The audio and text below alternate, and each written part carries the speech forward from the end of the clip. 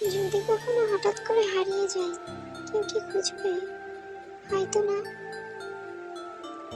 যদি আমার আইডিতে হঠাৎ করে পোস্ট করা বন্ধ হয়ে যায়, কেউ কি মিস করবে?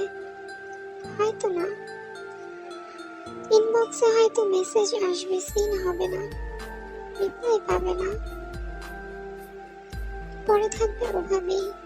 কেউ কেউ হয়তো অপেক্ষা করবে, এই বুঝি আসলো অনলাইনে।